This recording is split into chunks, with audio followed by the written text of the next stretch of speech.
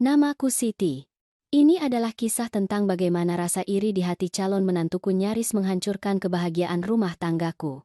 Sehari sebelum pernikahan putraku, calon istrinya berbisik di telingaku. Mulai besok, kamu bukan lagi bagian dari keluarga ini. Kamu sudah tidak kami harapkan keberadaannya. Sesuatu di dalam diriku seakan hancur berkeping-keping. Aku memutuskan untuk tetap di rumah. Hatiku luluh lantak. Yang tidak aku ketahui adalah bahwa hanya beberapa jam kemudian, pesta pernikahan mereka akan benar-benar berantakan karena alasan yang tak terduga oleh siapapun. Mulai besok, kamu hanyalah sejarah lama bagi keluarga ini. Itulah persisnya yang dibisikkan calon menantu lelakiku kepadaku di malam sebelum pernikahan mereka, sementara para tamu lain sibuk berbincang dengan riang di latar belakang. Senyumnya tidak goyah sedikit pun, tetapi matanya dingin seperti es. Aku terperangah. Kado yang telah kubawa, sebuah album kenangan yang kuhabiskan waktu berbulan-bulan untuk menyiapkannya, tergantung di tanganku yang gemetar seperti beban mati. Saat itu juga, ada sesuatu di dalam diriku yang patah. Setelah 20 tahun membesarkan putraku, Dimas, seorang diri, melakukan segala macam pengorbanan yang bisa dibayangkan, wanita ini memberitahuku, dengan setenang-tenangnya, bahwa aku tidak lagi punya tempat dalam kehidupannya. Namaku Siti, dan selama 25 tahun, aku menjadi ibu sekaligus ayah bagi Dimas. Ketika suamiku meninggalkan kami, Dimas baru berusia 5 tahun, masih memegang erat boneka dinosaurus yang tidak pernah ia lepas bahkan saat tidur. Aku ingat malam pertama kami sendirian, ketika ia bertanya dengan mata lebarnya, "Ibu, kapan ayah kembali?" Aku hanya menelan air mata, tersenyum, dan mengatakan bahwa terkadang orang harus menempuh jalan yang berbeda. Sejak saat itu, tahun-tahun berlalu dengan aku terbangun pukul 5 pagi untuk menyiapkannya ke sekolah sebelum berlari ke pekerjaan shift pertamaku di klinik, tempat aku bekerja sebagai resepsionis. Kemudian aku bekerja di pekerjaan keduaku, di sebuah toko serba ada, hingga malam tiba. Seringkali aku pulang ke rumah dalam keadaan begitu lelah, sampai-sampai aku hampir tidak bisa melepas sepatu sebelum tertidur. Tapi aku selalu menyisihkan energi untuk mendengarkan ceritanya tentang hari itu, membantunya mengerjakan tugas, menjadi pemandu sorak pribadinya di pertandingan sepak bola sekolah. Aku menabung setiap rupiah yang mungkin. Aku merelakan baju baru, memotong rambut sendiri, bahkan menjual mobil untuk membayar uang kuliahnya ketika beasiswa yang didapat tidak mencukupi. Ketika Dimas lulus dari Fakultas Hukum, aku merasa telah memenuhi janji diam-diam yang kubuat kepada anak kecil yang ketakutan itu. Ia harus mendapatkan semua kesempatan yang ada, tidak peduli apapun yang harus kurelakan. Maka, ketika ia memperkenalkan Ayu kepadaku 3 tahun lalu, aku benar-benar mencoba menyukainya. Ayu cantik, anggun, dan pandai berbicara segala hal yang tidak pernah ada padaku. Ia bekerja di agensi iklan terkenal dan selalu berpakaian rapi tanpa celah. Dimas tampak begitu terpesona, matanya bersinar ketika Ayu memasuki ruangan, dan aku hanya ingin melihatnya bahagia. Tetapi ada sesuatu tentang Ayu yang membuatku gelisah sejak awal. Caranya senyumnya menghilang saat Dimas memunggunginya. Cara ia berbicara kepadaku dengan nada merendahkan, seolah ia melakukan kebaikan besar hanya dengan mau menyapaku. Dalam pertemuan keluarga, ia memonopoli perhatian, berbicara tentang perjalanan ke luar negeri dan klien terkenal, jarang sekali menunjukkan minat pada hidupku atau cerita masa kecil Dimas. "Ah, manisnya," katanya ketika aku menyebutkan sesuatu dari masa lalu, seolah ia sedang berbicara dengan seorang balita. Pada ulang tahun Dimas yang ke-30, aku membuat kue coklat raspberry yang selalu kubuatkan untuknya sejak ia berusia 12 tahun. Itu adalah tradisi kami. Ketika aku tiba di pesta dengan membawa kue itu, Ayu mengambil piring kue dari tanganku dengan senyum tegang. "Dimas sekarang sedang menjalani diet rendah karbohidrat, Siti, tapi terima kasih atas usahanya," katanya. Kue itu tetap utuh di dapur. Sementara Dimas, tanpa menyadari apa-apa, memakan canape gourmet yang Ayu pesan. Aku menelan harga diriku yang terluka, seperti yang selalu kulakukan. Mungkin memang begitu sifatnya, pikirku. Ia datang dari dunia lain. Ia tidak mengerti tradisi sederhana kami, dan jauh di lubuk hati, aku berharap seiring waktu kami akan menjadi lebih dekat, ia akan melihatku sebagai bagian dari keluarganya. Pertunangan itu terjadi dengan cepat, Hanya setahun setelah mereka mulai berkencan. Dimas tampak berseri-seri menceritakan bahwa ia melamar Ayu saat makan malam mewah di sebuah restoran tepi pantai. Aku memaksakan senyum dan memeluknya erat, mengatakan betapa bahagianya aku untuknya, sambil berjuang melawan perasaan kehilangan yang tidak bisa kujelaskan. Persiapan pernikahan benar-benar mengeluarkanku. Aku tidak dihubungi untuk mencicipi menu, memilih kue, mengunjungi toko bunga, atau keputusan lain apapun. Ketika aku dengan halus bertanya apakah aku bisa membantu, Ayu menjawab, "Jangan khawatir soal apapun, Siti. Kami sudah mempekerjakan profesional terbaik. Kamu hanya perlu datang dengan pakaian yang bagus pada hari H," katanya.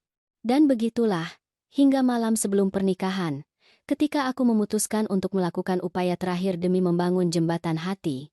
Aku menyiapkan album yang penuh dengan foto dan kenangan hidup Dimas. Mulai dari langkah pertamanya hingga kelulusannya dari Fakultas Hukum. Setiap halaman menceritakan kisah cinta dan perjuangan. Setiap foto dipilih dengan cermat untuk menunjukkan pria luar biasa seperti apa putraku sekarang. Aku tiba di makan malam gladi resik dengan album yang terbungkus kertas kado perak. Ayu mencegatku di pintu masuk. Gaun rehearsal putihnya berkilauan di bawah cahaya lembut. "Siti," katanya dengan senyum yang dipaksakan, "kamu datang." "Tentu saja," jawabku, menyodorkan bungkusan itu. "Aku membuat ini untuk kalian. Kupikir mungkin kalian bisa melihatnya bersama malam ini, sebelum hari besar tiba," kataku. Saat itulah ia membungkuk. Parfumnya yang mahal menyeruak ke ruang pribadiku, dan membisikkan kata-kata yang akan mengukir luka selamanya. "Mulai besok kamu hanyalah sejarah lama bagi keluarga ini. Bagianmu sudah selesai. Kamu sudah membesarkan Dimas," bisiknya. "Sekarang dia adalah suamiku, keluargaku, dan kamu hanyalah beban tambahan. Jangan mempermalukan kami dengan terus menggantungkan diri padanya," lanjutnya. Aku berdiri membeku, tidak percaya. Sebelum aku sempat menjawab, ia melanjutkan. "Sebenarnya, mungkin lebih baik kamu tidak muncul sama sekali besok," katanya. "Kamu akan menyelamatkan kami dari drama, Siti. Lagi pula, tidak ada yang benar-benar mengharapkan kamu ada di sana," tambahnya. Aku tidak ingat bagaimana aku keluar dari sana. Aku tidak ingat mengemudi pulang. Aku hanya ingat duduk di tepi tempat tidurku, menatap gaun biru petroleum yang kubeli khusus untuk pernikahan itu, sementara air mata tanpa suara mengalir di wajahku. Malam itu aku mengambil keputusan yang tidak pernah terpikir akan kuambil. Untuk pertama kalinya dalam hidup Dimas, aku tidak akan ada untuknya. Aku tidak akan hadir di pernikahan itu. Dan keputusan itu, yang terasa seperti penyerahan diri terakhirku, pada akhirnya akan menjadi katalis untuk sebuah kebenaran menghancurkan yang tidak seorang pun siap menghadapinya. Pagi pernikahan tiba dengan langit yang cerah dan biru, hari yang sempurna yang diimpikan setiap pengantin untuk momen besar mereka. Aku terbangun sebelum alarm berbunyi. Tahun-tahun rutinitas bangun pagi tertanam di tubuhku seperti jam internal. Sejenak aku bergerak secara otomatis. Aku membuat kopi, mengambil gaun itu dari gantungan, menyiapkan sepatu yang kubeli khusus untuk acara itu. Sederhana, tetapi elegan, jenis sepatu yang akan dikenakan seorang ibu yang bangga pada pernikahan putranya. Kemudian kata-kata Ayu kembali seperti pukulan di perut. "Kamu hanyalah beban tambahan." Aku duduk di meja dapur. Tangan gemetar menggenggam cangkir kopi. Sementara matahari pagi membentuk pola di lantai ubin yang aku pasang sendiri bertahun-tahun yang lalu, ketika aku tidak punya uang untuk mempekerjakan tukang. Ponselku mulai bergetar tanpa henti, pesan dari keluarga dan teman, semua dalam perjalanan ke masjid atau gereja, semua bertanya di mana aku. Aku mengabaikan semuanya. Setelah 1 jam, telepon pertama dari Dimas masuk. Aku membiarkannya masuk ke kotak suara, tidak sanggup mendengar suaranya tanpa hancur. Pesan suaranya terdengar cemas, bingung. "Ibu, kamu di mana? Kami semua menunggumu. Tolong, telepon aku," katanya. Ini adalah pertama kalinya dalam 25 tahun aku sengaja mengecewakannya. Rasa sakitnya hampir fisik, seolah ada sesuatu yang vital di dalam diriku terkoyak. Tetapi kata-kata Ayu telah membuka luka yang sudah lama kuabaikan. Selama bertahun-tahun, aku menempatkan kebutuhan Dimas di atas kebutuhanku sendiri, menahan perasaanku, menelan penghinaan terselubung dan perlakuan merendahkan. Semua demi cinta pada putraku. Namun, pagi itu, Ada sesuatu yang berbeda bergejolak di dalam diriku. Sebuah suara yang berkata, kamu juga pantas dihormati. Kamu juga pantas mendapatkan martabat, kata suara itu. Untuk pertama kalinya, aku memilih diriku sendiri daripada putraku. Pukul 10 pagi, bel pintu berbunyi. Itu adalah adikku, Dewi, masih mengenakan pakaian rapi untuk pernikahan. Wajahnya campuran antara kekhawatiran dan kejengkelan. Siti, apa yang kamu lakukan? Semua orang mencarimu. Upacara dimulai 1 jam lagi, katanya. Aku mengisyaratkan ia untuk masuk, tidak sanggup bicara, tanpa air mata yang bisa keluar. Kami duduk di ruang tamu. Gaun biru petroleum masih tergantung di pintu lemari seperti hantu dari apa yang seharusnya terjadi. Aku tidak pergi.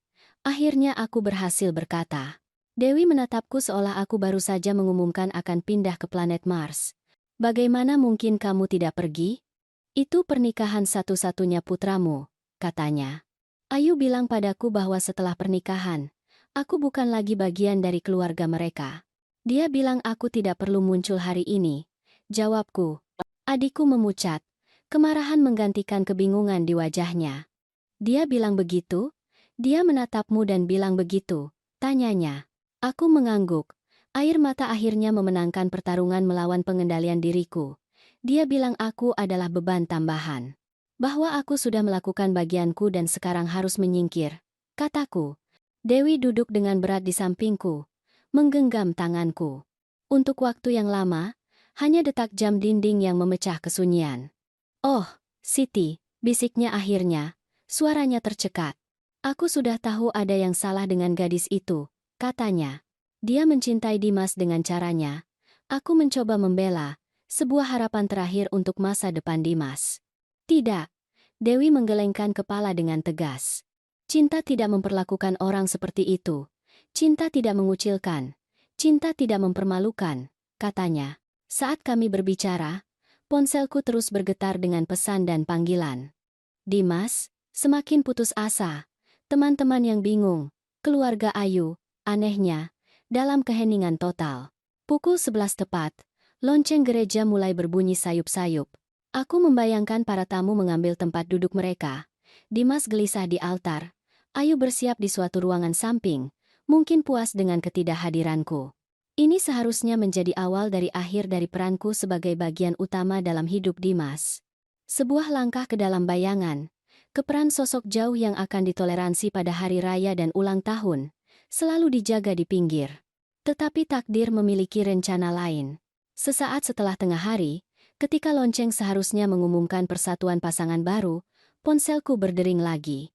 Itu adalah Dewi, yang telah kembali ke gereja atas permintaanku. Suaranya bergetar begitu hebat sehingga aku hampir tidak bisa mengerti kata-katanya. Siti, bisiknya, seolah takut terdengar, pernikahan itu dibatalkan. Jantungku berhenti berdetak. Bagaimana bisa dibatalkan? Tanyaku. Dimas tahu. Ya Tuhan, Siti, ini sangat mengerikan. Dia mengetahui semuanya tentang Ayu beberapa saat sebelum upacara. Jawabnya. Tanah serasa menghilang di bawah kakiku. Dia tahu kalau Ayu selingkuh dengan bosnya, sudah berbulan-bulan, dan ada lagi. Lebih dari itu. Keluarganya bangkrut. Siti, mereka membutuhkan uang Dimas untuk menyelamatkan diri, kata Dewi. Perjanjian pranikah yang sangat ia desak adalah jebakan untuk menyalurkan pendapatan Dimas di masa depan ke rekening keluarga mereka, tambahnya. Dunia berputar di sekitarku saat potongan-potongan teka-teki itu menyatu. Komentar sesekali tentang gaji Dimas di masa depan. Desakan Ayu untuk mengendalikan setiap aspek keuangan hubungan mereka. Cara ayahnya, saat pertunangan, mengatakan kepadaku dengan senyum misterius, perjuanganmu sudah berakhir, Siti. Sekarang giliran kami yang menjaga Dimas, katanya. Itu bukan cinta. Itu tidak pernah cinta. Itu adalah rencana yang diatur dengan cermat untuk memanfaatkan putraku, untuk mengeksploitasi semua yang telah ia capai dengan susah payah. Semua yang kami berdua capai bersama. Bagaimana keadaan Dimas? Hanya itu yang bisa kutanyakan. Suaraku hampir tidak kukenali di telingaku sendiri. Ada jeda yang panjang. Hanya dipenuhi oleh napas Dewi yang tidak teratur. Hancur. Akhirnya ia menjawab. Tapi juga bertekad. Kamu harus melihatnya, Siti. Ketika ia menghadapi Ayu di depan semua orang, ia terlihat berbeda, seolah ia akhirnya terbangun dari tidur panjang. Lanjutnya, ketika aku menutup telepon, aku duduk diam selama beberapa menit, mencoba mencerna semuanya. Pernikahan yang dibatalkan, pengkhianatan, skema keuangan. Dan di tengah semua itu, ketidakhadiran yang seharusnya menghancurkanku, ketidakhadiranku sendiri, akhirnya menjadi satu-satunya hal yang menyelamatkanku dari menyaksikan penghinaan publik putraku. Mungkin, pikirku dengan ironi pahit, aku seharusnya berterima kasih kepada Ayu karena menjauhkanku tepat di hari ini. Beberapa jam berikutnya berlalu seperti kabut demam. Ponselku tidak berhenti berdering. Setiap nada baru membawa lebih banyak detail tentang bencana yang terjadi di gereja. Para tamu keluar dalam keadaan syok. Keluarga Ayu mencoba mengendalikan kerusakan, mengarang cerita, menyalahkan Dimas karena meninggalkannya di altar. Dan di pusat badai, putraku, yang belum berhasil kutemui langsung. Sekitar pukul 3 sore, ketukan keras di pintu membuatku tersentak. Aku membukanya dan menemukan Dimas berdiri di sana, masih mengenakan jas pengantin, dasinya terlepas, dan matanya merah. Tanpa mengucapkan sepatah kata pun, ia masuk dan memelukku dengan sangat erat sehingga aku hampir kehilangan napas. "Ibu," bisiknya di rambutku. "Ibu tahu." Aku merasa hatiku menciut. "Tahu apa, nak?" tanyaku. "Tentang Ayu, tentang siapa dia sebenarnya." Aku menarik diri dengan lembut, menatap matanya. "Aku tahu ia tidak menginginkanku di dekatmu. Aku tahu ia tidak menghormatiku," kataku. "Tapi tidak, Dimas. Aku tidak tahu tentang pengkhianatan atau tentang rencana keuangan keluarganya," lanjutku. Ia mengangguk perlahan, mencerna kata-kataku. "Dia bilang padamu untuk tidak datang ke pernikahan, kan? Itu sebabnya kamu tidak ada di sana?" tanyanya. Aku tidak bisa membohonginya. Aku tidak pernah bisa. "Tadi malam ia bilang padaku bahwa setelah pernikahan aku bukan lagi bagian dari keluargamu. Ia bilang lebih baik aku tidak muncul sama sekali," jawabku. Wajahnya menggelap, gelombang baru rasa sakit dan kemarahan melintas di wajahnya. "Dan ibu percaya padanya? Ibu percaya aku akan membiarkan itu terjadi?" Pertanyaan itu menghantamku seperti sambaran petir. Aku, setelah bertahun-tahun membesarkannya, setelah mengenal hatinya lebih baik daripada siapapun, benarkah aku percaya bahwa ia akan membiarkanku disingkirkan dari hidupnya? Kebenaran terasa menyakitkan. Ya, aku percaya. Bukan karena aku tidak percaya pada Dimas, tetapi karena aku telah melihat kekuatan yang dimiliki Ayu atas dirinya. Cara ia tampak buta ketika menyangkut wanita itu. "Dimas, ia mengubahmu menjadi orang lain ketika ia ada di dekatmu. Seseorang yang terkadang hampir tidak kukenali," kataku. Ia merosot di sofa, menutupi wajahnya dengan tangan. "Aku tahu," gumamnya di antara jari-jarinya. "Aku tahu," ulangnya. Aku duduk di sampingnya, meletakkan tanganku dengan lembut di bahunya. "Apa yang terjadi di gereja? Aku ingin mendengarnya darimu," tanyaku. Dimas menarik napas dalam-dalam, seolah mengumpulkan kekuatan. "Budi, sahabatku." Ia menerima foto Ayu dengan bosnya, Arman. "Foto baru, 2 minggu yang lalu," katanya. "Mereka sedang, ya, jelas apa yang terjadi," lanjutnya. Ia menelan ludah. Budi menunjukkannya padaku beberapa menit sebelum upacara dimulai. Awalnya aku tidak percaya. Kupikir itu salah paham atau foto lama sebelum kami bertemu. Tapi ternyata tidak. Aku melengkapi dengan lembut. "Tidak. Tanggalnya ada di sana, di sudut foto." Dan ia memakai gelang yang kuberikan pada ulang tahun pacaran kami yang terakhir. Suaranya bergetar. Aku menghadapinya di ruang persiapan. Awalnya ia menyangkal semuanya, lalu ia bilang itu hanya kesalahan, momen kelemahan, katanya. Tapi kemudian, sepupunya, Dewi, yang mabuk sampanye dan gugup, keceplosan tentang perjanjian pranikah, tentang bagaimana ayah Ayu merayakan malam sebelumnya bahwa masalah keuangan mereka akan teratasi setelah besok, lanjut Dimas. Aku menutup mata, merasakan beban pengkhianatan yang diderita putraku. Itu bukan hanya perselingkuhan. Itu adalah jebakan yang rumit, jaring kebohongan yang ditenun oleh orang-orang yang seharusnya mencintainya. Saat itulah aku sadar, lanjut Dimas, Suaranya semakin tegas, bahwa ini tidak pernah tentang aku, katanya. Ini tentang apa yang bisa kusediakan. Gajiku di masa depan, karierku, koneksiku, semuanya adalah bagian dari rencana, tambahnya. Dan apa yang kamu lakukan? Tanyaku, meskipun aku sudah tahu jawabannya. Senyum sedih terlintas di bibirnya.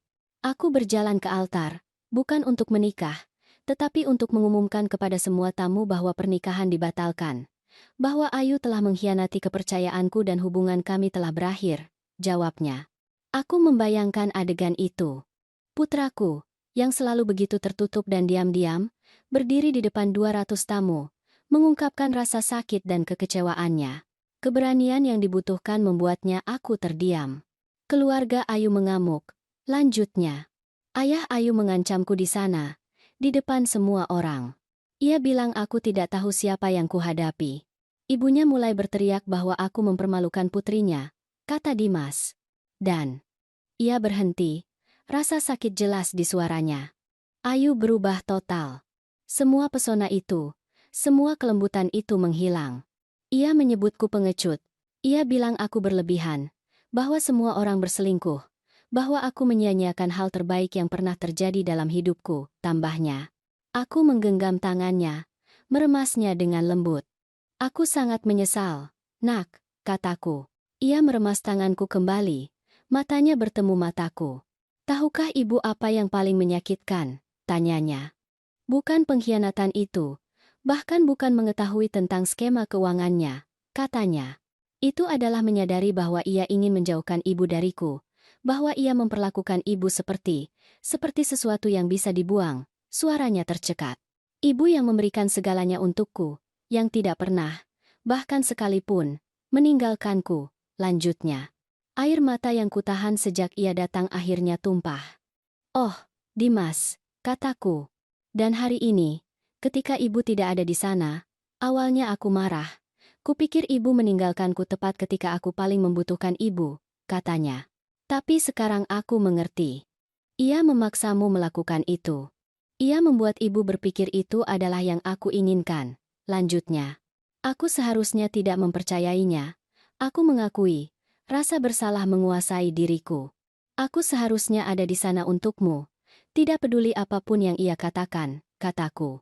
Dimas menggelengkan kepala dengan tegas. Tidak, Bu, mungkin ini yang terbaik. Ibu tidak perlu menyaksikan sirkus itu, katanya. Dan entah bagaimana, ketidakhadiran ibu membuatku melihat lebih jelas, tambahnya. Ketika aku menyadari bahwa ibu, orang yang paling bisa diandalkan, yang paling konstan dalam hidupku, tidak ada di sana, rasanya ada sesuatu yang berbunyi klik di dalam diriku. Aku mulai mempertanyakan segalanya, katanya. Keheningan yang panjang terjadi di antara kami, hanya diisi oleh suara burung yang jauh di taman dan sesekali dering ponselku, yang kini kami abaikan sepenuhnya. Apa yang terjadi sekarang? Tanyaku akhirnya. Dimas menyisir rambutnya dengan tangan, gerakan yang ia lakukan sejak kecil ketika sedang berpikir keras. Aku tidak yakin. Aku harus mengurus bagian praktis, membatalkan bulan madu, mengembalikan hadiah, dan kurasa keluarga Ayu tidak akan menyerah dengan mudah, katanya. Ayah Ayu punya koneksi dan, tampaknya, ia putus asa akan uang. Kita akan menghadapinya bersama, kan? Tanyanya. Ya, aku menegaskan, merasakan tekad baru tumbuh di dalam diriku. Apapun yang terjadi, kita hadapi bersama, kataku. Dimas tersenyum, senyum tulus pertama yang kulihat di wajahnya dalam beberapa bulan. Bersama, ia mengangguk, meremas tanganku. Malam itu, ketika Dimas tidur di kamar yang kujaga utuh untuknya selama bertahun-tahun, aku duduk di teras belakang menatap bintang-bintang. Rasa sakit atas apa yang dialami putraku nyata dan mendalam, tetapi secara diam-diam, ada juga sedikit perasaan lega, seolah kami nyaris lolos dari sesuatu yang jauh lebih buruk daripada pernikahan yang dibatalkan bertahun-tahun manipulasi, isolasi, penyalahgunaan finansial dan emosional. Yang tidak aku ketahui saat itu adalah bahwa cerita ini masih jauh dari berakhir. Faktanya, peristiwa hari itu hanyalah pembuka untuk pertempuran yang lebih besar. Sebuah pertempuran yang akan menguji tidak hanya ketahanan kami, tetapi juga martabat kami, kebenaran kami, dan bahkan masa depan finansial kami. Minggu berikutnya setelah bukan pernikahan itu, seperti yang mulai kuberi nama dalam pikiranku, badai yang kutakuti akhirnya datang. Itu dimulai sebagai bisikan, gelombang kejut kecil yang menyebar melalui komunitas kami yang relatif kecil. Kemudian, hampir dalam semalam, itu berubah menjadi tsunami. Versi Ayu tentang peristiwa itu mulai beredar di media sosial. Seorang pengantin wanita yang ditinggalkan, hancur oleh tunangan yang tidak aman yang menyerah pada manipulasi ibu yang posesif. Ia memposting fotonya dengan gaun pengantin dengan riasan yang sedikit luntur, disertai keterangan.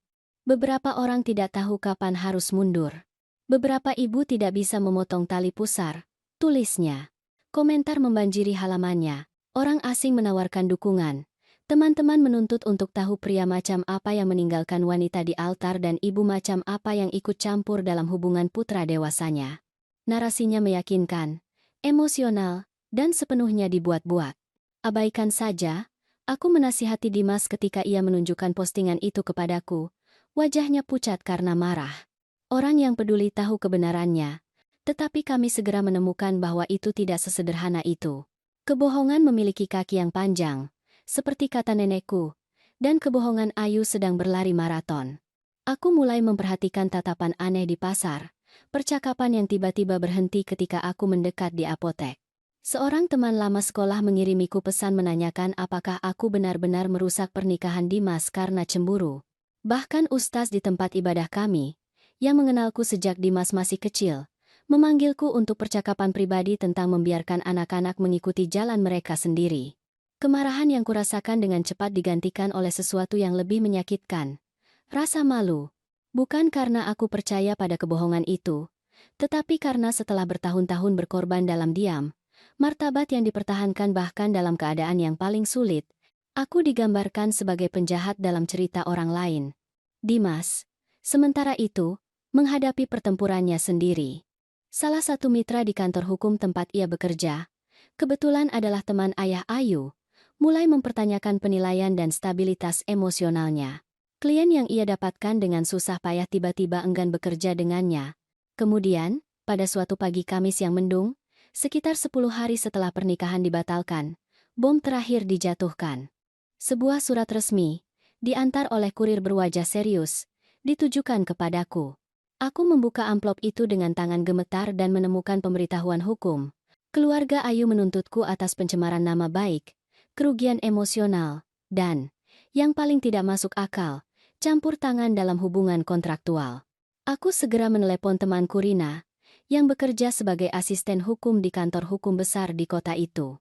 Ia datang langsung ke rumahku setelah jam kerjanya. Wajahnya serius saat membaca dokumen itu. Ini murni intimidasi, Siti, katanya akhirnya, meletakkan surat-surat itu di meja dapur. Mereka mencoba menakutimu, katanya.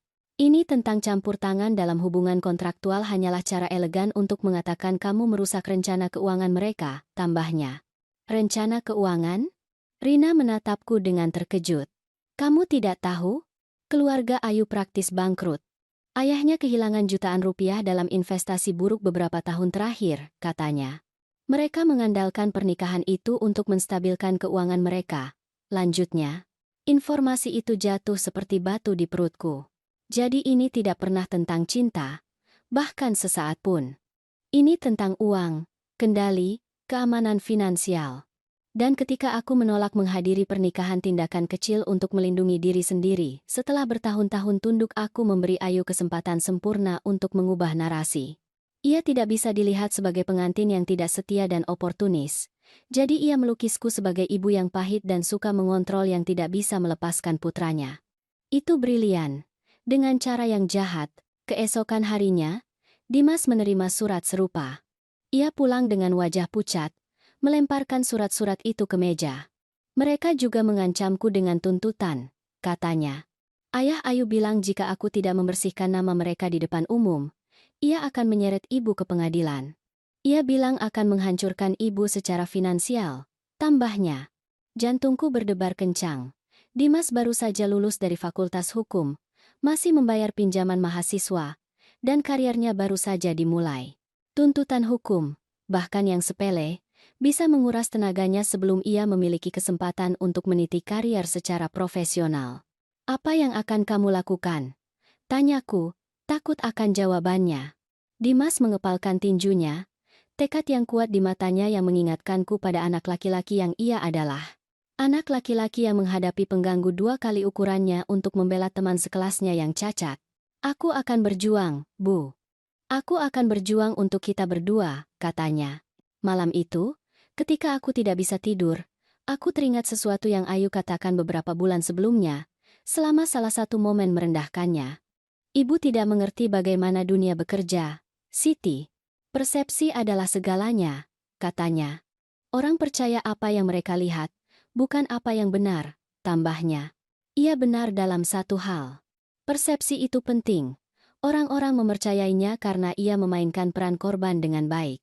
Jika persepsi adalah senjatanya, maka kami perlu melawan dengan kebenaran, tidak dengan bisikan, tidak dengan sopan di belakang layar, tetapi secara terbuka, di depan umum. Dan aku punya amunisi yang kami butuhkan. Keesokan harinya, aku mengobrak-abrik kantor kecilku di rumah, menemukan setiap bukti yang secara naluriah kusimpan selama bertahun-tahun. Email yang Dimas forward kepadaku, di mana Ayu berbicara tentang ekspektasi keuangannya untuk masa depan mereka. Foto-foto pesan teks yang ia tunjukkan padaku, di mana Ayu mempertanyakan mengapa ia bersikeras mempertimbangkan pekerjaan pro bono padahal ia bisa mendapatkan uang sungguhan. Dan yang paling penting, salinan perjanjian pranikah yang Dimas minta aku tinjau, dengan klausul yang begitu jelas merugikan sehingga hakim manapun akan melihat niat di baliknya. Ketika Dimas pulang kerja, aku menyebarkan semuanya di meja ruang tamu. Lihat, kataku sambil menunjuk kertas-kertas itu, kita punya senjata kita sendiri kebenaran, kataku. Ia memeriksa dokumen-dokumen itu, mengangguk perlahan. Ya, kita punya bukti, tapi bagaimana kita menggunakannya melawan mereka? Jika kita go public, itu hanya akan terlihat seperti pembalasan dan memperkuat narasi mereka bahwa kita pendendam dan pahit, katanya. Aku mempertimbangkan kata-katanya. Ia benar, kami perlu bersikap strategis. Kamu benar, kita tidak bisa hanya membuang ini di media sosial. Kita butuh bantuan profesional, kataku. Rinalah yang memberi kami jawabannya ketika kami berkonsultasi dengannya keesokan harinya. Aku kenal seorang jurnalis investigasi, katanya. Pak Budi Hartono. Ia berspesialisasi dalam mengungkap penipuan keuangan dan skema perusahaan, katanya. Jika kalian punya bukti nyata, ia bisa mengubah ini menjadi laporan yang sah, bukan gosip media sosial, tambahnya. Gagazeng itu sempurna. Laporan jurnalisme investigasi akan memiliki kredibilitas yang tidak akan pernah dimiliki oleh pernyataan kami sendiri. Dan yang lebih penting, itu akan mengalihkan fokus narasi dari drama keluarga menjadi penipuan keuangan, di mana seharusnya itu berada. Budi bertemu kami di kafe yang tidak mencolok di pusat kota. Seorang pria pendek, dengan janggut abu-abu dan mata tajam, yang sepertinya mengamati setiap kata yang kami ucapkan. Ia mendengarkan cerita kami dalam diam, sesekali membuat catatan di buku kecil. Apa yang kalian miliki kuat, katanya akhirnya. Terutama perjanjian pranikah dan catatan keuangan keluarga Ayu, katanya. Tapi aku butuh lebih. Aku butuh konfirmasi independen, lanjutnya. Dalam 2 minggu berikutnya, Budi bekerja tanpa lelah menyelidiki sejarah keuangan keluarga Ayu, mewawancarai mantan karyawan perusahaan mereka yang bangkrut, bahkan mendapatkan pernyataan anonim dari salah satu karyawan bank yang menangani rekening mereka yang bermasalah. Sementara itu, kampanye Ayu melawan kami semakin intensif. Ia memberikan wawancara sambil menangis kepada majalah lokal, merinci bagaimana aku telah meracuni Dimas melawannya selama bertahun-tahun. Bagaimana aku tidak bisa menerima wanita lain dalam hidupnya. Keluarganya mulai menelepon kontak bisnis Dimas, menyiratkan bahwa ia tidak stabil secara emosional dan tidak dapat diandalkan untuk masalah hukum penting. Tekanan itu hampir tidak tertahankan. Dimas pulang semakin kelelahan, matanya cekung karena kurang tidur. Aku sendiri hampir tidak bisa keluar rumah tanpa merasakan tatapan, bisikan, penilaian diam-diam dari tetangga yang kukenal selama puluhan tahun. Kemudian, tepat 1 bulan setelah pernikahan dibatalkan, laporan Budi diterbitkan. Di balik pernikahan yang dibatalkan, skema keuangan keluarga Ayu, Laporan itu mengisi 2 halaman penuh di surat kabar paling terhormat di wilayah itu, dengan versi online yang bahkan lebih rinci. Itu menghancurkan dalam ketepatan klinisnya. Itu merinci kebangkrutan berturut-turut perusahaan ayah Ayu, pinjaman yang tidak dibayar, tuduhan penipuan sebelumnya yang telah diselesaikan secara diam-diam di luar pengadilan. Itu termasuk analisis hukum perjanjian pranikah, dengan pengacara independen yang mengklasifikasikannya sebagai merugikan dan dipertanyakan secara etika. Dan ya, itu menyebutkan kasus di luar nikah yang menjadi pemicu pembatalan pernikahan, dengan foto Ayu yang sedikit buram tetapi dapat dikenali dengan bosnya di restoran mewah, jelas dalam situasi romantis. Reaksi itu segera terjadi. Komentar online membanjiri, bukan melawanku atau Dimas, tetapi melawan Ayu dan keluarganya. Jadi ia menginginkan uangnya, bukan hatinya, tulis salah satu. Ibu malang itu, bayangkan diperlakukan seperti itu setelah membesarkan putranya sendirian. Tulis yang lain, keluarga Ayu hanyalah pemburu harta, murni dan sederhana. Tulis yang ketiga. Arus telah berbalik. Kebenaran, yang dipaparkan di bawah sinar matahari, melakukan apa yang tidak akan pernah bisa dilakukan oleh kata-kata kami sendiri. Malam itu Dimas dan aku duduk di teras rumah, minum teh dalam diam.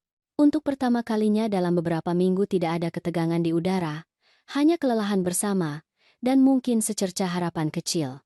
Menurutmu ini sudah berakhir? Tanyaku akhirnya. Dimas menatap bintang-bintang untuk waktu yang lama sebelum menjawab. Aku tidak tahu. Keluarga Ayu sekarang terpojok, dan orang-orang yang putus asa melakukan hal-hal yang putus asa, katanya. Ia berbalik ke arahku. Matanya lebih jernih daripada yang sudah lama kulihat. Tapi setidaknya sekarang kita berjuang dengan senjata yang sama kebenaran melawan kebohongan mereka, katanya. Aku mengangguk, memahami apa yang tidak ia katakan. Pertempuran mungkin belum berakhir, tetapi sekarang kami memiliki peluang nyata untuk menang. Dan yang paling penting, kami memiliki satu sama lain. Ikatan yang Ayu coba putuskan dengan susah payah kini lebih kuat dari sebelumnya. Yang tidak aku ketahui saat itu, saat kami duduk dengan damai di teras malam itu, adalah bahwa keluarga Ayu masih memiliki satu pukulan terakhir yang direncanakan. Langkah yang begitu berani, begitu ceroboh, yang tidak seorang pun bisa prediksi, dan yang akan mengubah hidup kami selamanya.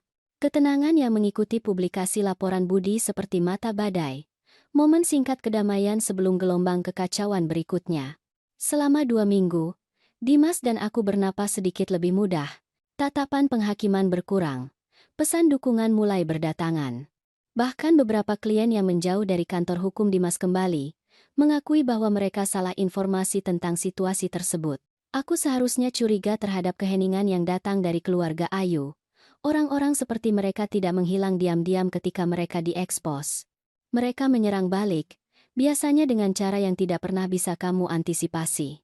Pembalasan datang pada hari Rabu yang biasa, ketika Dimas berada di pengadilan membela sebuah kasus dan aku sedang berbelanja di pasar. Ponselku berdering. Nomor yang tidak dikenal. Biasanya aku akan mengabaikannya, tetapi ada sesuatu yang membuatku menjawab. Ibu Siti Oliveira? Tanya sebuah suara formal. Ya, benar, jawabku. Saya Detektif Martino dari Kepolisian Sipil, kata suara itu. Kami membutuhkan ibu untuk datang ke kantor polisi sesegera mungkin untuk memberikan pernyataan. Lanjutnya, jantungku membeku. Pernyataan tentang apa? Tepatnya, tanyaku. Ada jeda. Suara kertas dibolak-balik. Kami memiliki tuduhan formal terhadap ibu atas pemerasan, dan ancaman terhadap keluarga Ayu, katanya. Kantong belanjaan terlepas dari tanganku, jeruk berguling di lorong pasar. Itu tidak masuk akal. Aku tidak pernah. Ibu Oliveira, Detektif Martino menyela, suaranya sekarang lebih lembut. Saya sangat menyarankan ibu datang didampingi pengacara, katanya. Aku meninggalkan belanjaan tepat di sana dan berkendara pulang dalam keadaan syok.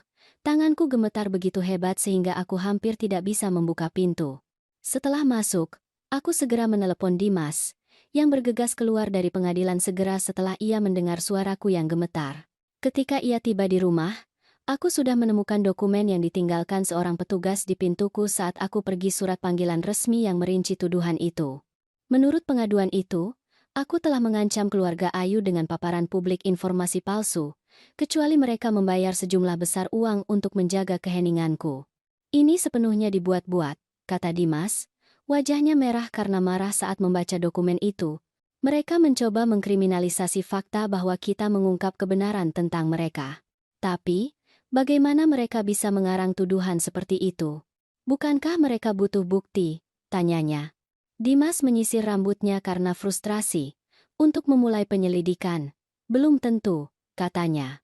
Dan mereka mungkin membuat semacam bukti email palsu, rekaman yang diedit, apapun untuk memberikan kredibilitas awal pada tuduhan itu, lanjutnya. Dan sekarang, suaraku terdengar kecil bahkan di telingaku sendiri. Sekarang, kata Dimas dengan tekad, kita akan berjuang. Dan kali ini, bukan hanya untuk reputasi kita, tetapi untuk kebebasan ibu, katanya. Keesokan paginya, kami melapor ke kantor polisi.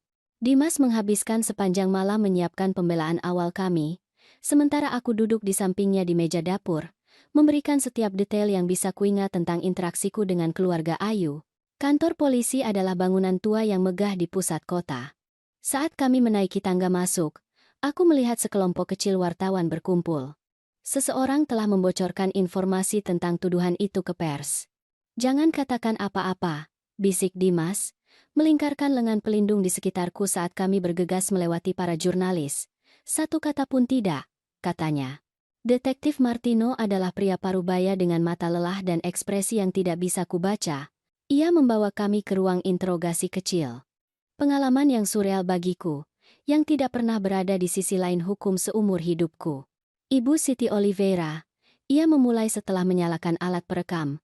Apakah ibu mengetahui tuduhan yang diajukan terhadap ibu? Ya, jawabku, terkejut dengan ketegasan suaraku sendiri. Dan itu sepenuhnya salah, kataku. Dimas menyela secara profesional. Detektif. Saya ingin mencatat bahwa ibu saya dengan keras menyangkal semua tuduhan dan bahwa kami siap untuk bekerja sama sepenuhnya dengan penyelidikan, dengan keyakinan bahwa kebenaran akan menang, katanya. Interogasi berlangsung selama 2 jam yang menyiksa. Aku diinterogasi tentang setiap interaksi yang kumiliki dengan Ayu dan keluarganya, tentang motivasiku untuk tidak menghadiri pernikahan, tentang apa yang sebenarnya kuinginkan dengan berkontribusi pada laporan jurnalisme yang mengungkap keluarga Ayu. Aku menjawab setiap pertanyaan dengan jujur, tetapi seiring berjalannya interogasi, aku melihat sesuatu yang mengganggu dalam nada bicara detektif. Rasanya ia sudah membentuk opini, seolah ia hanya menjalankan protokol, tidak benar-benar menyelidiki. Ketika akhirnya kami keluar, Dimas tegang. Ia tidak bersikap adil, gumamnya saat kami berjalan menuju mobil. Seseorang telah mendahuluinya, katanya. Perutku terasa mual. Menurutmu keluarga Ayu punya koneksi di kepolisian? Tanyaku. Mungkin tidak secara langsung, jawab Dimas. Tetapi ayahnya punya cukup uang dan pengaruh untuk membuka pintu, katanya. Dan orang-orang yang putus asa tidak peduli tentang etika, lanjutnya. Dalam beberapa hari berikutnya, situasinya memburuk. Cerita itu bocor ke semua surat kabar lokal, tetapi dalam bentuk yang terdistorsi. Ibu dituduh memeras keluarga mantan tunangan putranya. Begitu judulnya, namaku dan fotoku ada di mana-mana. Salon kecil tempat aku bekerja paruh waktu meneleponku dengan sopan untuk mengatakan bahwa mungkin lebih baik aku mengambil cuti sampai semuanya diselesaikan. Tetangga yang mulai menyapaku lagi setelah laporan Budi kembali mengalihkan pandangan. Perasaan terisolasi sangat luar biasa. Suatu malam, duduk di meja dapur meninjau dokumen dengan Dimas. Aku menangis. Mungkin kita harus menyerah, bisikku.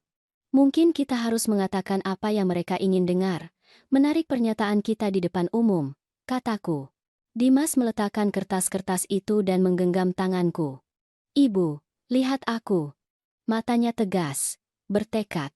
Itulah yang mereka inginkan, menghancurkan kita. Membuat kita meragukan kebenaran, katanya. Membuat ibu merasa begitu terpojok sehingga ibu akan menerima kesepakatan apapun agar ini berakhir, lanjutnya. Tapi bagaimana jika mereka berhasil?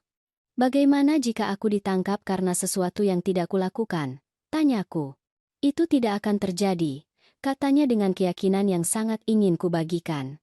Kita punya kebenaran di pihak kita. Dan sekarang kita punya sesuatu yang lain, katanya. Apa? Tanyaku. Senyum kecil muncul di wajahnya. Bantuan, jawabnya. Budi, si jurnalis. Marah besar dengan upaya untuk mengkriminalisasi pers ini. Ia sedang menyelidiki detektif Martino, mencari koneksi dengan keluarga Ayu, katanya.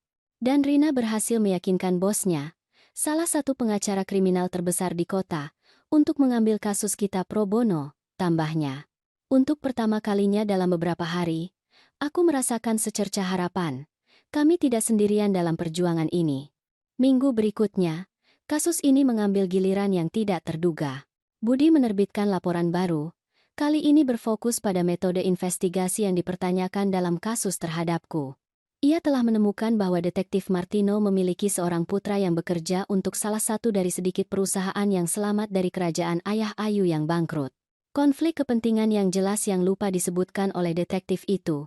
Secara bersamaan, pengacara baru kami, Pak Wirawan, mengajukan petisi formal yang mempertanyakan validitas bukti yang diajukan terhadapku, menuntut agar bukti itu diserahkan untuk analisis forensik untuk memverifikasi keasliannya.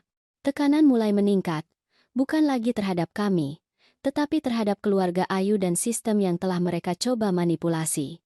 3 hari setelah petisi Pak Wirawan, kami menerima telepon darinya. Suaranya yang biasanya tenang kini dipenuhi emosi. Kejaksaan sedang mempertimbangkan untuk menghentikan kasus ini, katanya.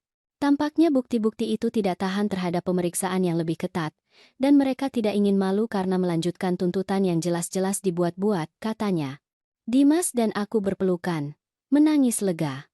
Tetapi perayaan kami terganggu oleh sisa informasi dari Pak Wirawan. Namun, ada satu syarat, katanya. Keluarga Ayu mengusulkan kesepakatan, katanya. Mereka menarik tuduhan kriminal jika kalian menandatangani penarikan publik atas laporan Budi dan menerima perjanjian kerahasiaan permanen tentang seluruh masalah ini, lanjutnya. Aku menatap Dimas, merasakan kemarahan muncul di dalam diriku. Bahkan sekarang, terpojok, mereka masih mencoba membungkam kami, memaksa kami untuk menyangkal kebenaran. Tidak, kataku dengan tegas, bahkan mengejutkan diriku sendiri dengan kekuatan keyakinanku. Aku tidak akan berbohong untuk menyelamatkan reputasi mereka. Aku tidak akan menyangkal kebenaran, kataku. Dimas mengangguk, senyum bangga menerangi wajahnya. Pak Wirawan, jawaban kami adalah tidak, katanya. Katakan pada mereka bahwa kami siap untuk melangkah sejauh mungkin, lanjutnya. Itu adalah pertaruhan yang berisiko. Kami pada dasarnya menantang keluarga yang kuat dan putus asa untuk berbuat lebih buruk, tetapi sesuatu telah berubah di dalam diriku. Ketakutan yang melumpuhkanku beberapa hari yang lalu telah digantikan oleh tekad yang kuat. Aku telah menghabiskan seluruh hidupku merunduk, menyesuaikan diri, mengorbankan martabatku sendiri demi kenyamanan orang lain. Tidak lagi. Dan kemudian, ketika tantangan kami disampaikan kepada keluarga Ayu, sesuatu yang luar biasa terjadi, mereka mundur. 2 minggu kemudian, kasus itu secara resmi dihentikan karena tidak cukup bukti. Detektif Martino ditarik dari kasus itu karena konflik kepentingan. Dan yang paling mengejutkan, Ayu dan keluarganya meninggalkan kota hampir dalam semalam, pindah ke suatu tempat yang jauh di mana nama dan reputasi mereka tidak ternoda oleh kebenaran yang terungkap. Badai itu akhirnya berlalu. Tetapi seperti yang kami temukan di bulan-bulan berikutnya, ia meninggalkan kehancuran sekaligus pertumbuhan. Aneh bagaimana hidup meninggalkan bekas pada kita. Bagaimana pengalaman tertentu tertanam di dalam diri kita, mengubah tidak hanya siapa kita, tetapi juga bagaimana kita melihat dunia di sekitar kita. Dalam bulan-bulan setelah kasus itu dihentikan, aku menemukan kebenaran itu secara langsung. Kelegaan segera memberi jalan pada sesuatu yang lebih kompleks, proses penyembuhan yang membebaskan sekaligus menyakitkan. Mungkin yang paling sulit adalah menerima bahwa, bahkan dengan pembenaran publik kami, beberapa luka tidak akan sembuh sepenuhnya. Beberapa tetangga tetap menjaga jarak, persahabatan tertentu tidak pernah sepenuhnya pulih. Keraguan, setelah ditanam, adalah benih yang gigih. Dimas menghadapi tantangannya sendiri. Meskipun kariernya di kantor hukum akhirnya bergerak maju tanpa bayangan tuduhan palsu, trauma emosional dari pengkhianatan Ayu membuatnya berhati-hati, tertutup. Ia mencurahkan dirinya pada pekerjaan dengan intensitas yang terkadang membuatku khawatir, seolah ia bisa menghapus ingatan melalui usaha keras. Kamu perlu memberi dirimu waktu, Aku akan memberitahunya dengan lembut di malam hari ketika aku menemukannya masih membungkuk di atas dokumen hukum pada pukul 12:15 malam. Matanya merah karena kelelahan. Rasa sakit tidak hilang jika kamu mengabaikannya, kataku. Aku baik-baik saja, Bu. Ia selalu menjawab, dengan senyum yang tidak mencapai matanya. Aku hanya punya banyak pekerjaan, tambahnya. Tetapi ada juga momen pertumbuhan sejati di antara kami. Suatu malam, sekitar 6 bulan setelah semua kekacauan itu, kami duduk di teras, mengamati badai musim panas mendekat. Udara terasa berat dengan janji hujan, dan kilat yang jauh sesekali menerangi langit gelap. Tahukah ibu apa yang aneh? Tiba-tiba Dimas berkata, memecah keheningan nyaman kami. Aku melihat ke belakang sekarang dan melihat semua tanda yang kuabaikan dengan Ayu, katanya. Cara ia berbicara tentang uang. Bagaimana ia mencoba menjauhkanku dari orang-orang yang benar-benar peduli padaku. Bagaimana ia bereaksi ketika aku menyebutkan kasus pro bono. Lanjutnya, selalu lebih mudah melihat pola secara retrospektif. Jawabku lembut. Tapi bukan hanya itu, katanya. Ia berbalik ke arahku, matanya serius di bawah cahaya redup teras. Aku bertanya pada diriku sendiri mengapa aku mengabaikan tanda-tanda itu. Mengapa aku ingin sekali mempercayainya sehingga aku rela mengorbankan hal-hal dan orang-orang yang benar-benar penting, tanyanya. Itu adalah pertanyaan yang telah kutanyakan pada diriku sendiri berkali-kali, tetapi tidak pernah berani kuucapkan. Mengapa putraku yang cerdas dan sensitif membiarkan dirinya jatuh sepenuhnya ke dalam pesona seseorang seperti Ayu?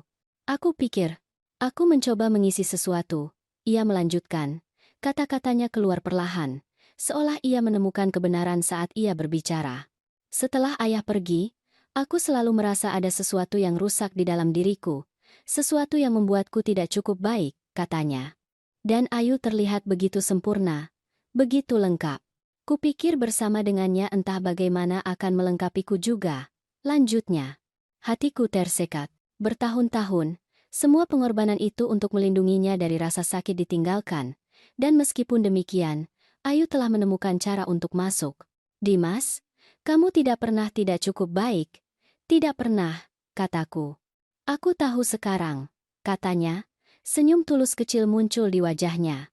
Ironisnya, berkat Ayu, jika ia tidak masuk dan menjungkir balikan hidup kami, mungkin aku tidak akan pernah menghadapi rasa takut itu, katanya. Aku tidak akan pernah menyadari bahwa aku cukup persis seperti diriku, lanjutnya. Pada saat itu, ketika tetesan hujan lebat pertama mulai turun, aku merasakan semacam kedamaian menyelimuti kami. Pemahaman bahwa, terkadang, badai yang paling dahsyat membawa perubahan yang paling dibutuhkan. Bagiku, perubahan datang lebih bertahap, tetapi sama mendalamnya. Setelah puluhan tahun mendefinisikan identitasku hampir secara eksklusif melalui peran ibu dan pengorbanan, aku mulai menemukan kembali bagian-bagian dari diriku yang telah lama terlupakan.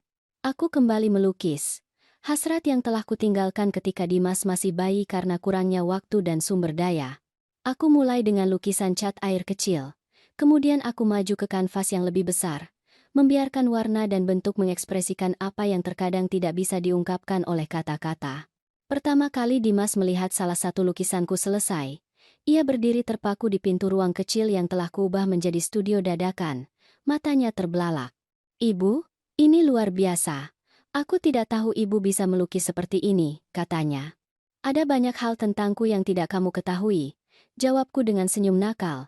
Itu benar. Ada bagian dari Siti, sang wanita, bukan hanya Siti, sang ibu, yang muncul kembali setelah tidur panjang. Dengan dorongan dari Rina, aku juga mulai berpartisipasi dalam kelompok dukungan untuk wanita yang pernah melalui trauma atau transisi hidup besar. Awalnya aku pergi hanya untuk mendengarkan, terintimidasi oleh gagasan berbagi ceritaku dengan orang asing. Tetapi seiring waktu, aku menemukan suaraku. Dan yang paling penting, aku menemukan komunitas wanita yang mengerti apa artinya diuji hingga batas dan tetap berdiri tegak. Melalui kelompok itulah aku bertemu Rina, seorang psikolog yang berspesialisasi dalam membantu orang membangun kembali hidup mereka setelah hubungan yang kasar. Setelah mendengar ceritaku, ia membuatku terkejut dengan sebuah usulan. Siti, pernahkah kamu berpikir untuk menggunakan pengalamanmu untuk membantu orang lain? Tanyanya.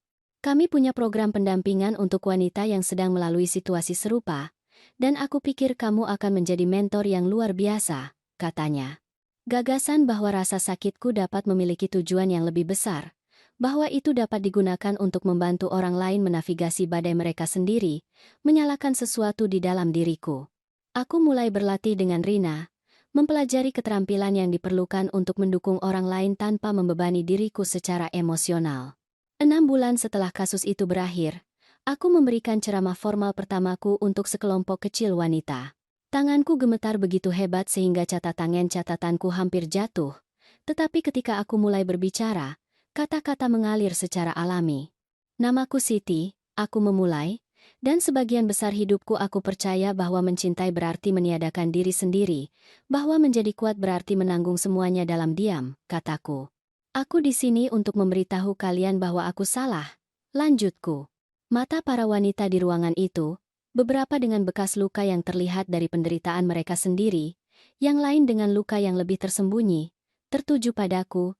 Koneksi instan terbentuk melalui pemahaman bersama. Kekuatan sejati bukanlah seberapa banyak penderitaan yang bisa kamu tanggung dalam diam, tetapi dalam mengetahui kapan harus bersuara, kapan harus menetapkan batasan, kapan harus mengatakan tidak, ini tidak dapat diterima, dan terkadang kekuatan sejati ada dalam meminta bantuan ketika kamu paling membutuhkannya, kataku.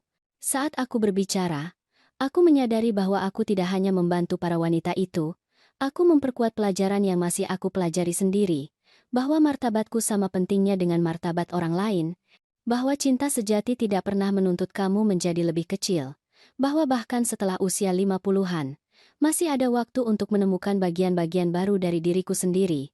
Dimas datang menjemputku setelah ceramah, menunggu di luar ruangan dengan buket bunga matahari, bunga favoritku. Ketika aku keluar, dikelilingi oleh wanita yang ingin berbicara lebih lanjut, berbagi cerita mereka sendiri, aku melihat kebanggaan di matanya. Bagaimana tadi? Tanyanya ketika aku akhirnya berhasil berpamitan dengan kelompok itu. Mengubah, jawabku jujur, merasakan seringan yang tidak kurasakan selama bertahun-tahun.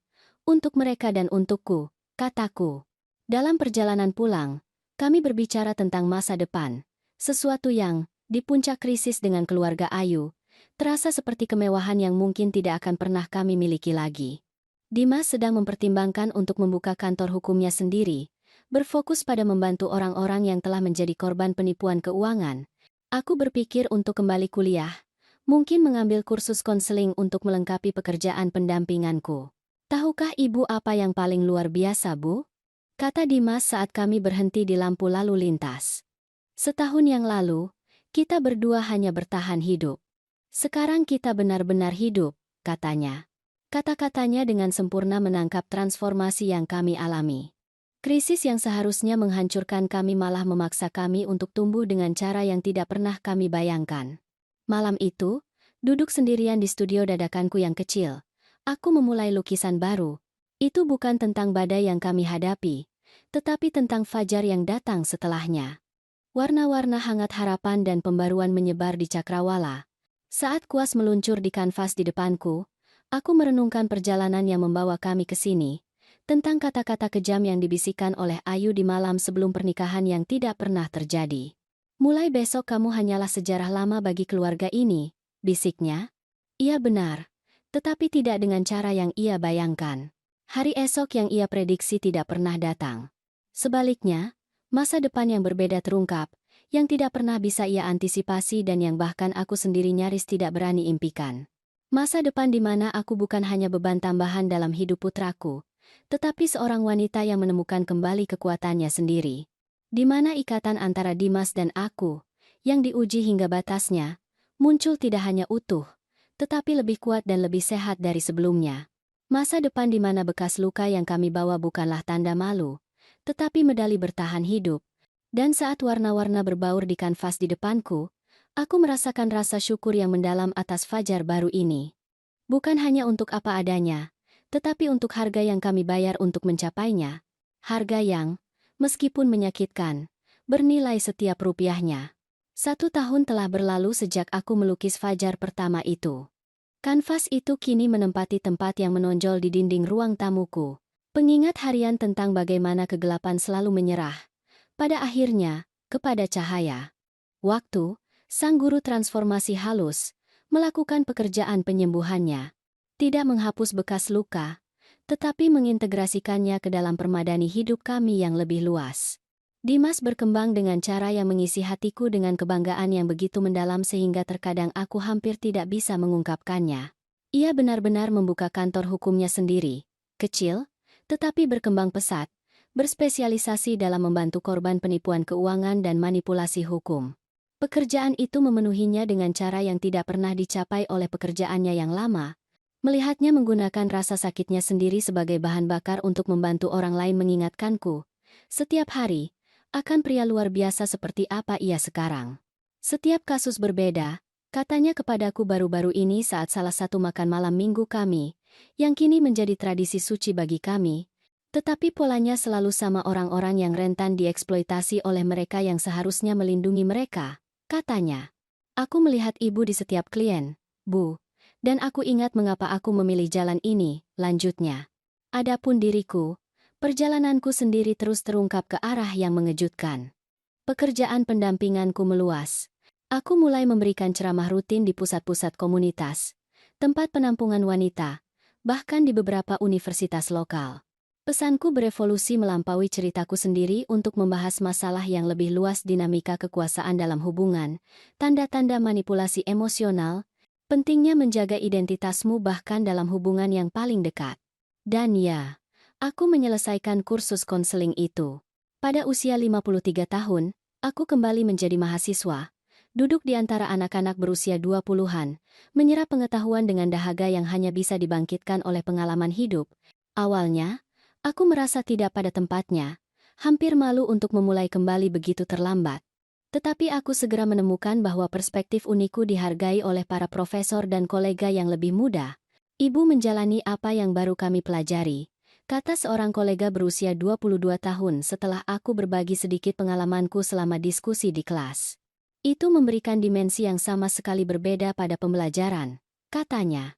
Melukis juga tetap ada dalam hidupku, tempat perlindungan pribadi untuk hari-hari ketika kata-kata tidak cukup. Studio dadakanku yang kecil diperluas untuk menempati kamar ekstra yang dulunya menyimpan kenangan dan kotak-kotak berdebu. Dinding-dinding sekarang menjadi kaleidoskop warna dan emosi yang ditangkap di kanvas. Beberapa karya suram menjelajahi sudut-sudut gelap perjalananku. Yang lain, meledak dengan cahaya dan kemungkinan. 6 bulan yang lalu, yang mengejutkan, galeri lokal kecil menawarkan untuk memamerkan beberapa karyaku dalam pameran kolektif tentang seni dan penyembuhan. Malam pembukaan terasa surreal. Melihat orang asing berdiri di depan lukisanku, menemukan makna mereka sendiri dalam warna dan bentuk yang kucurahkan dari jiwaku. Dimas berada di sisiku sepanjang pembukaan, kehadiran yang konstan dan mendukung. Pada satu titik, aku menyadari ia telah terdiam selama beberapa menit, mengamati lukisan tertentu, yang kubuat selama hari-hari paling suram dari kasus hukum kami. Nada biru tua dan ungu, dengan hanya titik kecil cahaya keemasan di cakrawala yang jauh.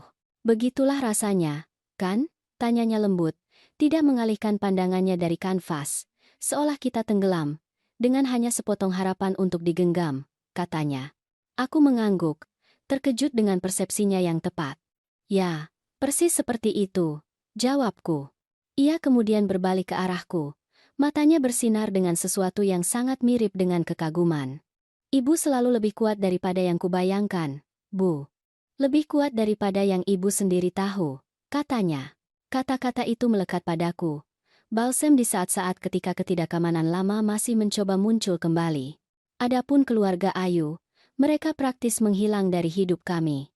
Kami akhirnya tahu, melalui kenalan bersama, bahwa mereka pindah keluar kota. Kadang-kadang, beberapa penyebutan tentang mereka muncul. Seseorang yang bertemu mereka dalam perjalanan bisnis atau mantan kolega universitas yang tetap berhubungan dengan Ayu.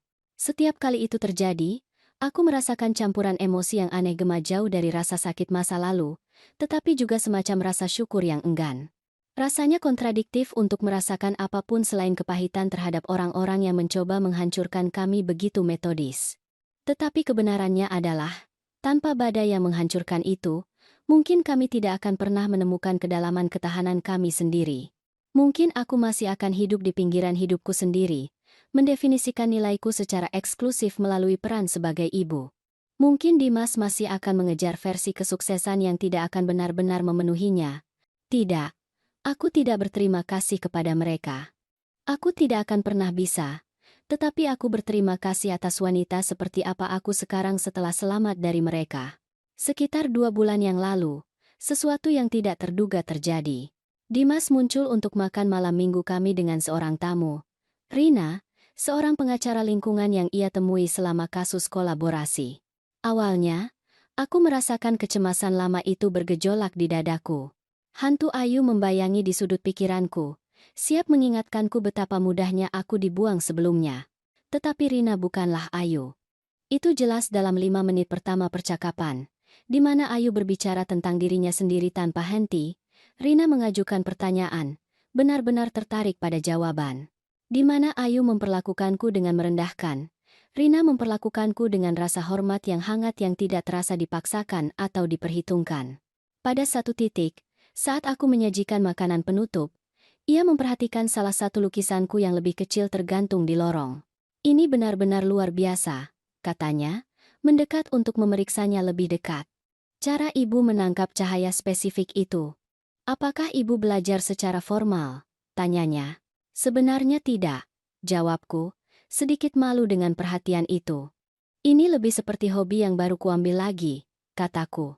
Yah, ibu punya bakat sejati, katanya, dan ada sesuatu dalam ketulusan nadanya yang tanpa kepura-puraan yang menyentuhku secara mendalam.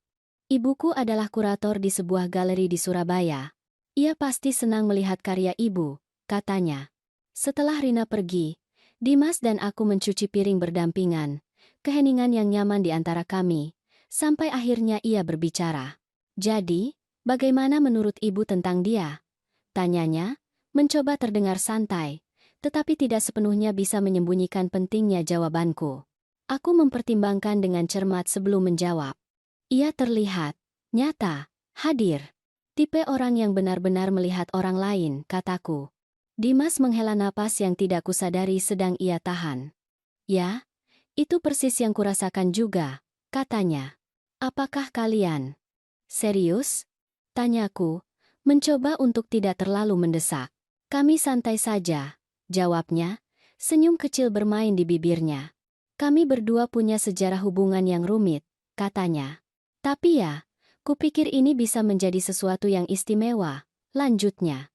Aku merasakan gumpalan di tenggorokanku, campuran harapan dan rasa takut residual yang mungkin tidak akan pernah hilang sepenuhnya. Dimas pasti melihat sesuatu di wajahku, karena ia meletakkan piring yang sedang ia keringkan dan menggenggam tanganku yang basah di tangannya. Bu, aku sudah belajar pelajaranku, dengan cara yang paling sulit, katanya. Aku belajar melihat tanda bahaya, menghargai substansi daripada penampilan, untuk tidak pernah lagi membiarkan siapapun memisahkanku dari orang-orang yang benar-benar mencintaiku, lanjutnya. Matanya bertemu mataku, tegas dan jernih, dan itu termasuk ibu. Itu akan selalu menyertakan ibu, katanya. Malam itu, setelah Dimas pergi, aku duduk di teras dengan secangkir teh, menatap bintang-bintang. Aku memikirkan ibu muda seperti apa aku dulu, memeluk anak kecil yang bertanya kapan ayahnya akan pulang. Aku memikirkan semua malam yang kuhabiskan tanpa tidur, khawatir apakah aku melakukan cukup, memberi cukup, menjadi cukup. Jika aku bisa kembali ke masa lalu dan berbicara dengan diriku yang lebih muda itu, apa yang akan kukatakan padanya? Mungkin bahwa pengorbanan itu akan terbayar, tetapi ia seharusnya tidak sepenuhnya kehilangan dirinya di dalamnya. Bahwa suatu hari, putranya akan menjadi pria yang luar biasa, bukan terlepas dari kesulitan yang mereka hadapi, tetapi sebagian berkat kesulitan itu, bahwa akan ada rasa sakit. Ya, begitu banyak rasa sakit, tetapi juga momen kegembiraan yang begitu murni sehingga akan membuat semuanya berharga. Dan mungkin, yang paling penting, aku akan memberitahunya bahwa cerita itu tidak berakhir dengan dan kemudian mereka hidup bahagia selamanya. Itu berakhir dengan dan kemudian mereka terus hidup, tumbuh, belajar, terkadang tersandung, tetapi selalu bergerak maju, lebih kuat bersama daripada yang pernah bisa mereka pisahkan, kataku. Minggu lalu, aku menerima undangan tak terduga. Sebuah organisasi nirlaba yang bekerja dengan wanita dalam transisi dari hubungan yang kasar memintaku menjadi pembicara utama di acara penggalangan dana tahunan mereka. Ironi itu tidak luput dariku. Aku, yang pernah merasa begitu kecil, begitu mudah dibuang, sekarang diundang untuk berbagi kebijaksanaanku dengan ratusan orang. Aku menerimanya, tentu saja. Dan saat aku mengerjakan pidatoku tadi malam, aku kembali pada kata-kata yang dibisikkan dengan begitu kejam di malam sebelum pernikahan yang tidak pernah terjadi. Mulai besok kamu hanyalah sejarah lama bagi keluarga ini, bisiknya. Ayu salah, tetapi tidak dengan cara yang awalnya kubayangkan. Aku bukan sejarah lama, aku adalah cerita yang sedang berlangsung, yang masih terungkap dalam bab-bab yang tidak seorang pun, bahkan aku, bisa prediksi. Melihat ke masa depan sekarang, pada usia 54 tahun, aku melihat kemungkinan di mana sebelumnya aku hanya melihat keterbatasan. Aku melihat seorang putra berkembang di jalur yang ia pilih, mungkin membangun cinta baru berdasarkan rasa hormat timbal balik dan kekaguman sejati. Aku melihat pekerjaanku sendiri menyentuh kehidupan dengan cara yang tidak pernah kusangka mampu. Aku melihat fajar baru menunggu untuk dilukis, cerita menunggu untuk diceritakan, luka menunggu untuk diubah menjadi kebijaksanaan. Dan jika seseorang bertanya kepadaku bagaimana aku selamat dari badai yang hampir menghancurkan kami, aku akan mengatakan ini.